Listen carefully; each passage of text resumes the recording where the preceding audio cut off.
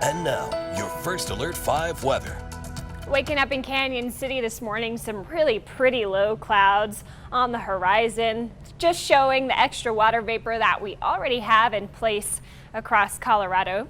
Speaking of water vapor, you can see in more of the light colors or even the green shades, lots of water vapor coming in from the south. That's a monsoon flow pretty early in the season to see this. We can get the North American monsoon pattern here anytime between about June and August, September, but we typically see it here in Colorado more like July into August, so a bit early for us. You can see all the rainfall stretching from Mexico into Arizona, New Mexico, Utah, Colorado. So we are already seeing some showers this morning in the high country. We're going to see this pattern stay in place for several days and even continue into early next week, favoring the San Juans and southwestern Colorado, but we will get some moisture here into I-25 by the time this is all said and done. In terms of temperatures, it's very mild this morning,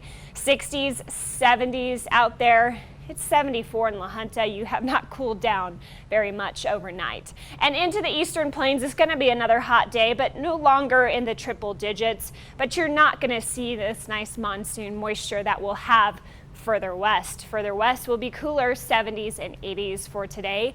Let's zoom in on the Pikes Peak region. I've got 87 for the Springs, 84 for Falcon, 78 nice and cool in Woodland Park. Then up to 90 for Florence and Pueblo West, 93 in Pueblo proper, 86 Colorado City today. So this morning we already have those showers present. They'll continue into our mountain zones throughout the morning hours, maybe becoming more vigorous and thunderstorm activity by this afternoon, where you see more of the orange hues there. And some of these by this evening will make it to the I-25 corridor, but they're going to be pretty sparse. The heavy stuff really remains for our mountain zones. So tonight we're going to drop to the 50s and 60s. Tomorrow, maybe even a couple degrees cooler, but overall very similar temperatures for the weekend. On Sunday, we'll have more of the same. A lot of mountain showers, and a few of those might make it to I-25 and even into the eastern plains. So that's where we'll see increased cloud cover on Sunday evening and more widespread moisture across our area. Looking at our Super 7-day, we got the storms this weekend. Pretty active day tomorrow in terms of weather and activities. It's Father's Day, it's Juneteenth, but your afternoon plans outside may be interrupted by thunderstorms. Then we are staying in a summer type pattern, drying out a bit into next week.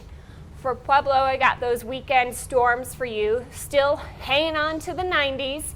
And for tomorrow's festivities, we are going to get quite warm, but there is that chance of afternoon thunderstorms. We will drop to the 80s briefly next week, so soak up Tuesday and Wednesday as we cool off a little bit.